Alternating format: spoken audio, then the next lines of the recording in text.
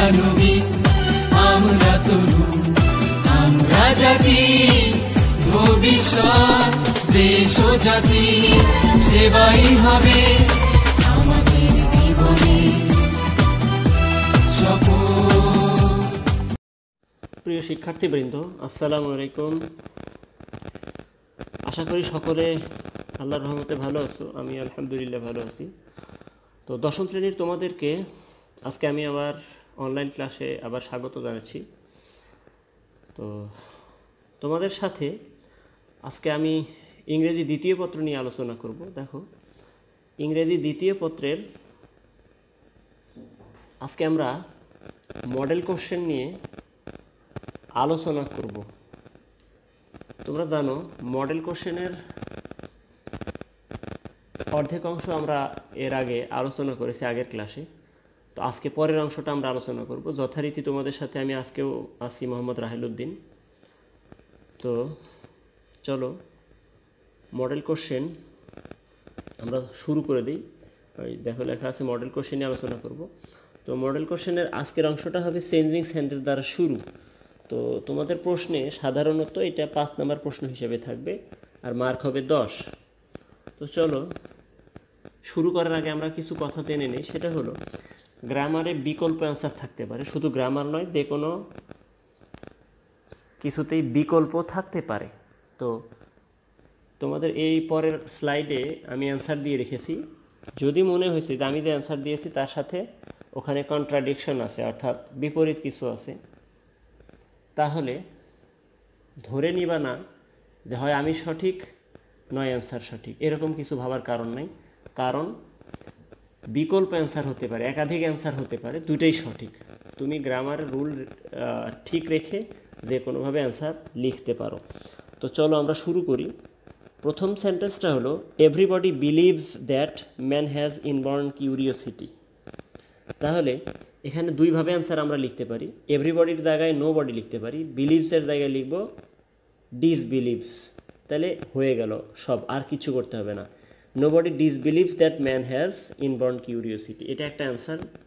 অথবা হতে পারে এভরিবডির পরিবর্তে দেয়ার ইজ নো বডি আমরা লিখতে পারি, তারপরে বাট লিখব, এরপরে বিলিভস যা আছে তাই হবে।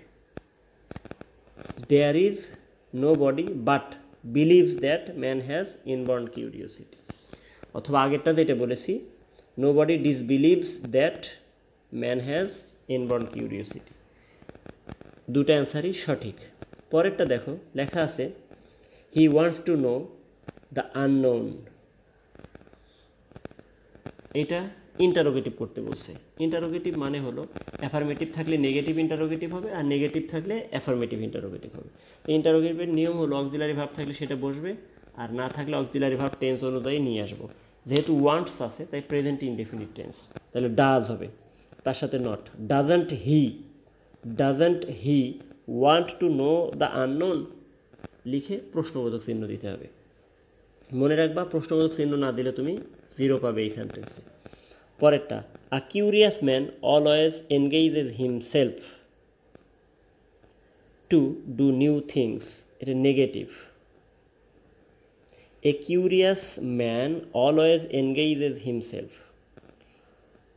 তো এখানে নেগেটিভ যদি করি তাহলে আমরা একাধিক অ্যান্সার এখানেও থাকতে পারে। তাহলে a curious man never keeps himself out to do new things, এটা আমরা লিখতে পারি। অন্য কোনো অ্যান্সারও তোমরা মিলাতে পারো, হয়তো অন্য কোনো অ্যান্সার আছে সেটা লিখবা। তাহলে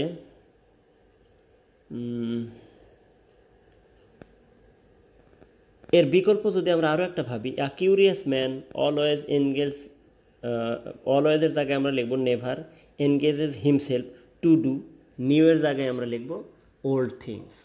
এই অ্যান্সারটাও তোমরা চাইলে নিতে পারো, একাধিক অ্যান্সার হবে। অন্য কোনো অ্যান্সারও তোমরা থাকলে দেখে নিতে পারো, কোনো সমস্যা নেই। পরেরটা দেখো he can do many things to fulfil his indomitable desire. He can do many things, তাহলে এখানে এটা সেন্টেন্সটা করতে বলছে প্যাসিভ। প্যাসিভ মানে আগে অবজেক্টটা বের করে নিব। তাহলে ডু হলো ভার্ব, এরপর মেনি থিংসটা হলো অবজেক্ট। তাহলে আমরা মেনি থিংসটা আগে নিব। মেনি থিংস আর ক্যান আছে, ক্যানের পরে বি বসবে। Many things can be done, many things can be, be, তারপরে ডুর পাস্ট পার্টিসিপল ফর্ম হয়ে যাবে done to fulfil his indomitable desire by him. আবার শুনে নাও, many things can be done to fulfil his indomitable desire by him, অথবা by him to fulfil his indomitable desire, যা খুশি তোমরা দুটোই অ্যান্সার লিখতে পারো। ইনডোমিটেবল মানে অদম্য, যা দমন করা যায় না। এরপরে দেখো, to succeed in life one has to be hard working. তাহলে এটাকে আবার নেগেটিভ করতে বলছে।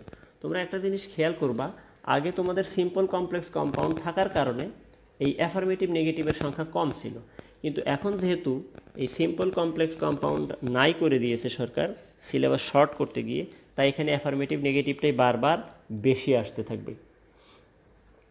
তাহলে এটার অ্যান্সার যেটা হবে, to succeed in life one has to be hard working. আমরা লিখি to succeed in life one has to, এই হ্যাজ টুর পরিবর্তে আমরা মাস্ট বা ক্যান, মাস্ট আর হ্যাজ টু একই জিনিস, এখানে ক্যান নট বাট আমরা লিখতে পারি।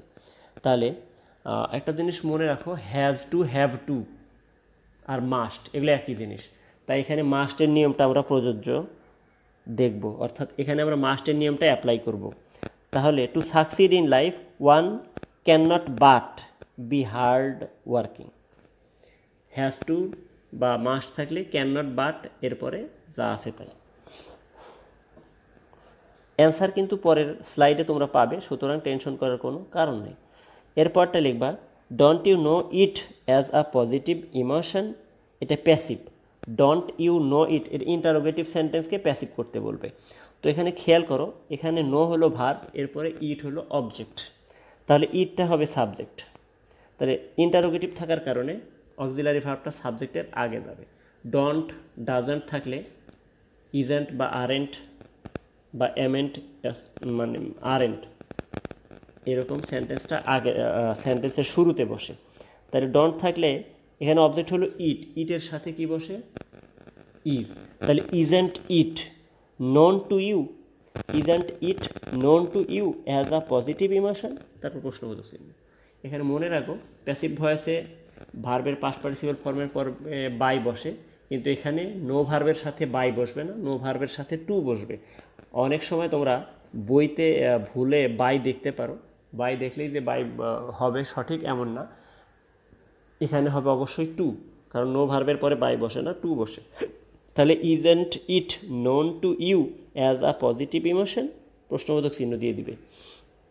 পরেরটা, it is found more active in human beings than other living things. It is found more active, ধরে নাও it is found more active than other living things, এটা হলো মূল অংশ। তো এরপরে ইন হিউম্যান বিংসটা পরের অংশ থাকবে বলে তোমরা ধরে নাও, কিন্তু এখানে আগে দিয়েছে।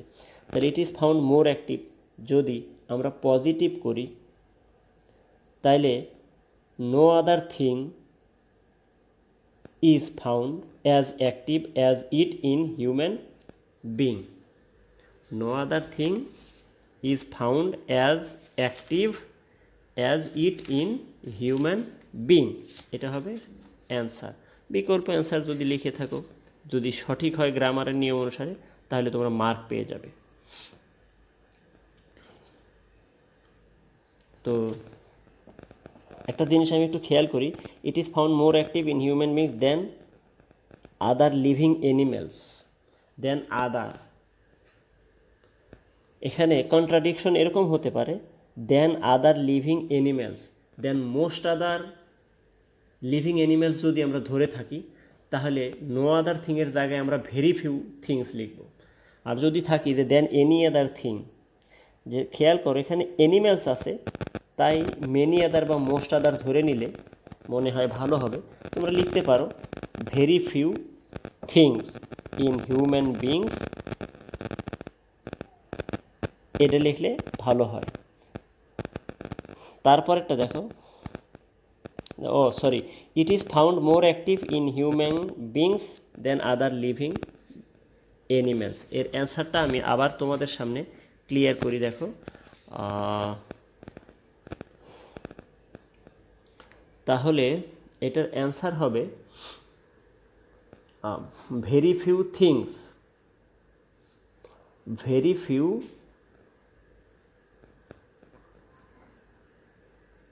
এটা কি করতে বলছে তোমাদের?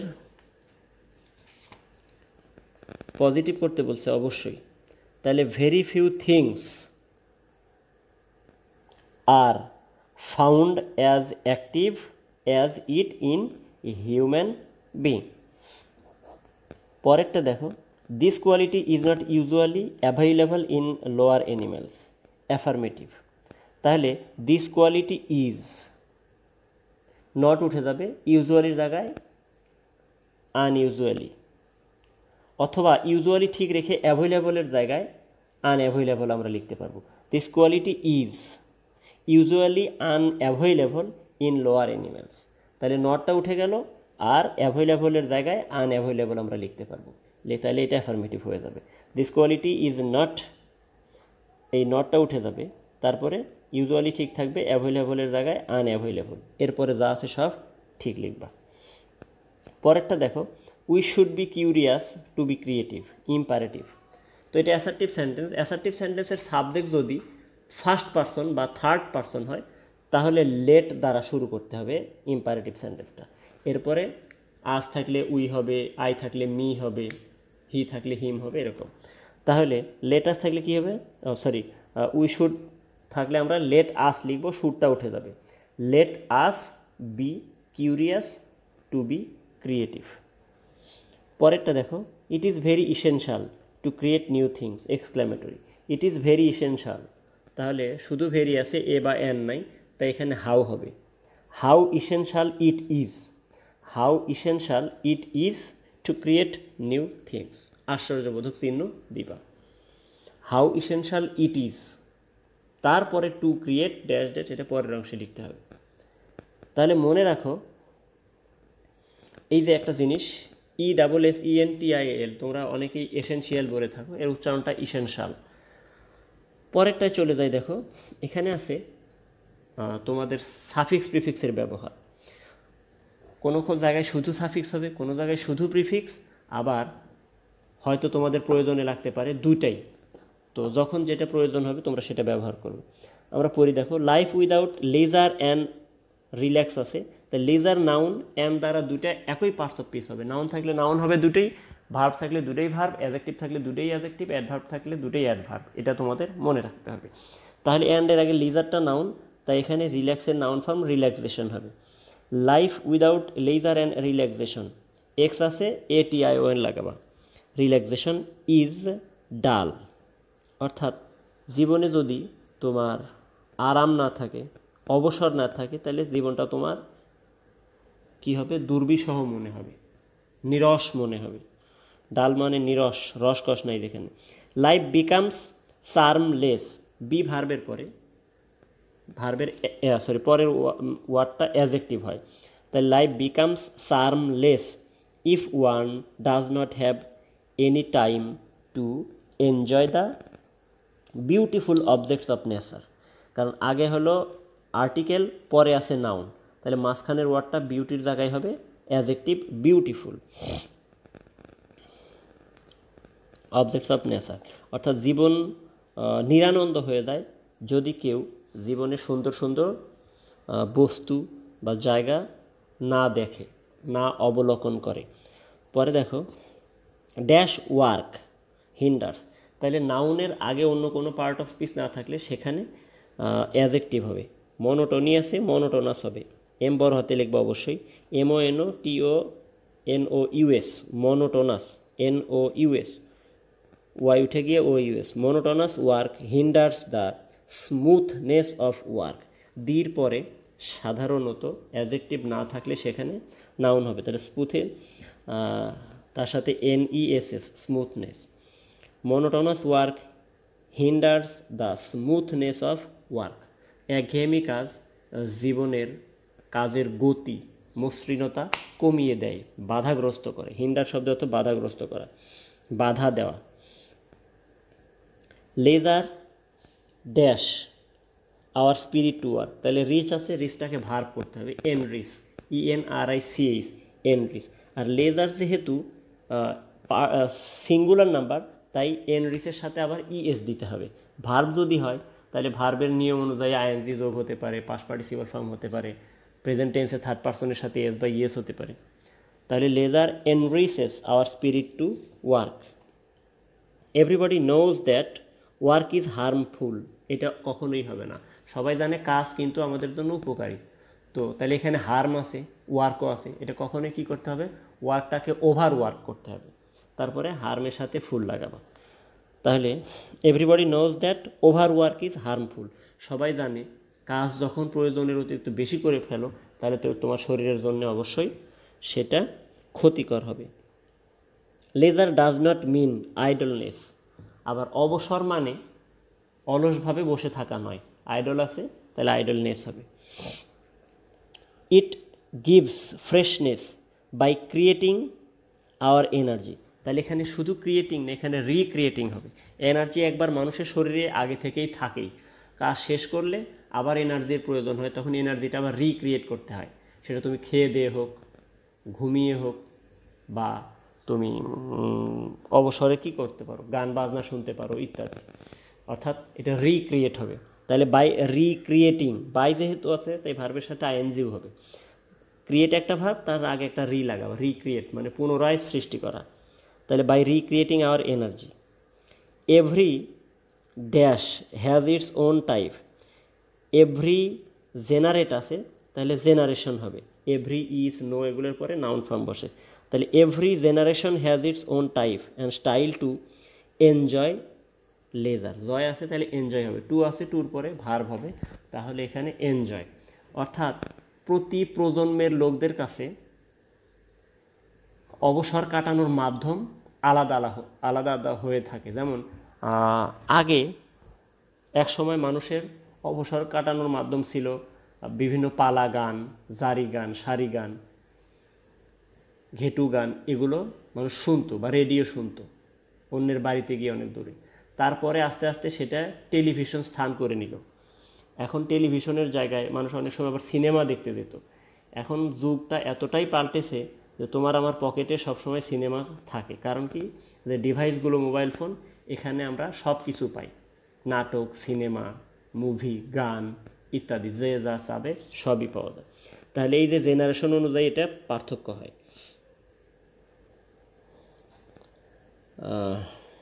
But all should try to use the leisure period properly, কিন্তু সবারই এই লেজার পিরিয়ডটা যথাযথভাবে খরচ করা উচিত।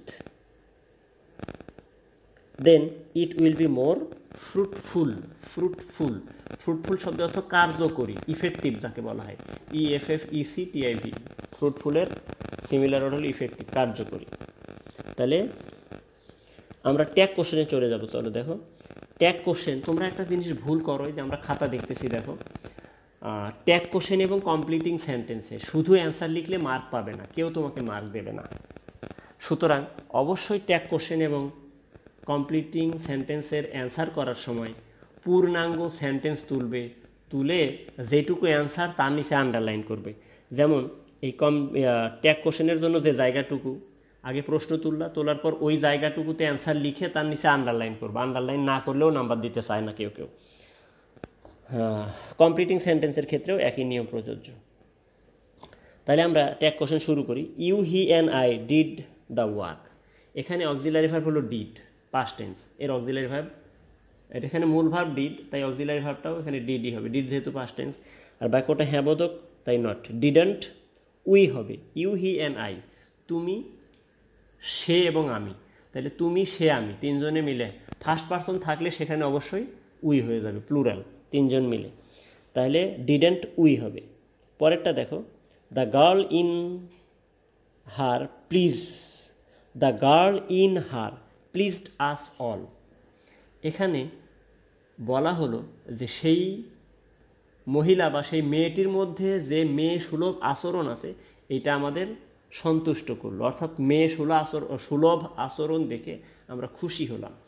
এখানে দ্য গার্ল কিন্তু সাবজেক্ট না, দ্য গার্লের ভেতরে যে সত্তাটা রয়েছে, মেয়ে সত্তা অর্থাৎ মেয়ে মানুষের যে গুণাবলী সেগুলো, তাহলে এটা ইট হবে। The girl in her, the mother in her, the father in her, the beast in him ইত্যাদি, father in him, the beast in him, এগুলো ইট, সত্তাকে বোঝায়। তাহলে in her pleased us all, pleased past tense, তাই did ব্যাকওয়ার্ডে হ্যাঁ বোধক not, didn't it. পরেরটা দেখো, I along with my sister visited my aunt. তো ভিজিটেড পাস্ট টেন্স, তাই ডিড ব্যাকওয়ার্ডে হ্যাঁ বোধক নট, ডিডন্ট। এখানে সাবজেক্ট হবে হলো আই, কারণ কোনো সাবজেক্টের সাথে যদি with, together with, along with, accompanied by, as well as থাকে, তাহলে সেটা আগের সাবজেক্ট অনুযায়ী বসবে। তাহলে আগের সাবজেক্ট আই থাকলে আই, মাই সিস্টার থাকলে শি হতো। তো যেহেতু শুরুতে আছে আই, তাহলে আই হবে, তাহলে ডিডন্ট আই।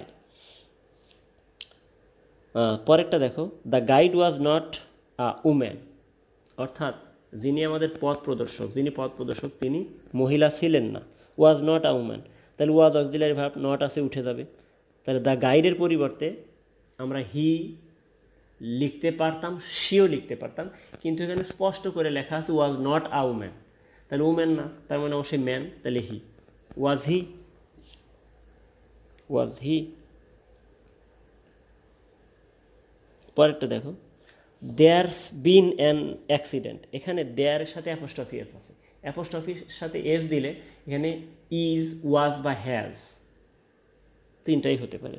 খেয়াল করবা সাধারণত এখানে ইজ আর হ্যাজটা হয়ে থাকে, তো যেহেতু বিন আছে, বি ভার্বের পাস্ট পার্টিসিপল ফর্ম, তাই এখানে হ্যাজ ধরে নিতে হবে, কারণ হ্যাভ বা হ্যাজের পরে ভার্বের পাস্ট পার্টিসিপল ফর্ম বসে, তাই এখানে হ্যাজ ধরে নেব। তাহলে হ্যাজ বাক্যটা হ্যাঁ বোধক, তাই not, hasn't there, hasn't there, there থাকলে দেয়ার বসবে। পরেরটা লেখা আছে one of the boys helped me to do the work, helped past tense, তাই ডিড বাক্যটা হ্যাঁ বোধক নট, ডিডন্ট। আর ওয়ান মানেই singular, one of the boys, বালকদের মধ্যে একজন, তাহলে ডিডন্ট হি। পরেরটা, no mother can curse her son, অর্থাৎ কোনো মাই তার সন্তানকে অভিশাপ দিতে পারে না। No mother can curse, auxiliary verb can, আর নো, এভরি, এরপরে যদি ব্যক্তিবাচক কিছু থাকে তাহলে দে হয়, nobody they, everybody they, তাই এখানে নো মাদারটাও কী হবে, দে হবে, তাহলে ক্যান দে।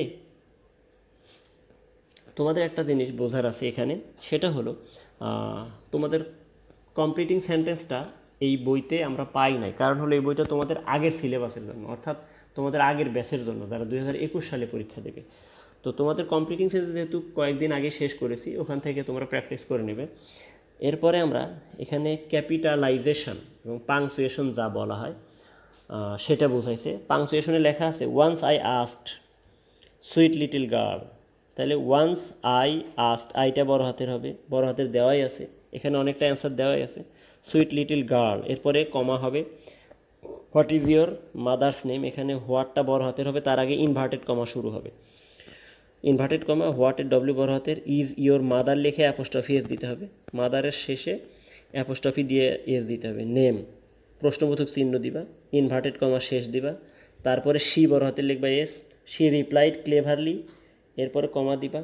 এখানে আই হয়তো বড় হাতের দেওয়া আছে, তাহলে বড় হাতেরই থাকবে, ছোটো হাতের থাকলেও বড় হাতের হবে, ইনভার্টেড কমা শুরু হবে কমা দিয়ে, আই বড় হাতের, I know my mother's apostrophe S, mother লিখে apostrophe S, name, but I বড় হাতের, ওন্ট, ওন্ট বানানটা ডব্লিউ ও এন, এরপরে অ্যাপোস্ট্রফি টি হবে, won't tell you that, full stop inverted comma শেষ, আই আবার বড় হাতের, I said comma inverted comma শুরু, হোয়াটের ডব্লিউ বড় হাতের হবে, what a clever girl you are, আশ্চর্যবোধক চিহ্ন দিবা, তারপরে ইনভার্টেড কমা শেষ, আবার আই বড় হাতের হবে, এটা ইনভার্টেড কমা দিয়ে শুরু, আই মাঝখানে বড় হাতের হবে, ইনভার্টেড কমার মাঝখানে, I don't, D O N apostrophe T হবে, I don't tell my mother's name to anybody, হোম আইটা বড় হাতের, don't, D O N apostrophe T, don't know, এরপরে কমা দিবা, ইনভার্টেড কমা শেষ করবা, তারপরে শি ছোটো হাতেদেরই থাকবে, she spoke with an air of confidence, full stop. তো আশা করি তোমরা অ্যান্সার বুঝেছো। আর এখানে দ্বিতীয় স্লাইডে তোমাদের জন্য অ্যান্সার রাখা হয়েছে, তোমরা দেখে নিবে, কোনো সমস্যা নাই। যদি কোনো কন্ট্রাডিকশন থাকে আমাকে ব্যক্তিগতভাবে জিজ্ঞেস করতে পারো। অনেকেই স্কুলে আসো, স্কুলে এসে অন্য টিচারকেও জিজ্ঞেস করতে পারো, আমি থাকলে আমাকেও জিজ্ঞেস করবে। তো তোমাদের জন্য পরবর্তী একটা হোমওয়ার্ক রাখা হয়েছে, আর এই হোমওয়ার্কটা হলো একটা প্যারাগ্রাফ। তাহলে এই প্যারাগ্রাফটা হবে write a paragraph on mobile phone. তাহলে মোবাইল ফোন কি, কে আবিষ্কার করলো, কত সালে আবিষ্কার করলো, আর উপকারিতা কী, অপকারিতা কী, এগুলো নিয়ে একটা প্যারাগ্রাফ। তোমরা মনে রাখবে প্যারাগ্রাফটা এখন 14 মার্কের বা 15 মার্কের, তাই একটু বেশি করে লিখতে হবে। আর তোমাদের যেটা বললাম ট্যাগ কোশ্চেন এবং কমপ্লিটিং সেন্টেন্স অবশ্যই প্রশ্ন সহ তুলবা। প্রশ্ন তুলে যেটা অ্যান্সার হবে তার নিচে আন্ডারলাইন করবা, না হলে মার্ক পাবে না। তো সবার সুস্বাস্থ্য কামনা করছি, সবাই ভালো থাকবে, পরিবারের সাথে সময় কাটাবে, বাইরে যাওয়ার প্রয়োজন হলে স্বাস্থ্যবিধি মেনে যাবে। তো সবাই ভালো থাকো, আল্লাহ হাফেজ।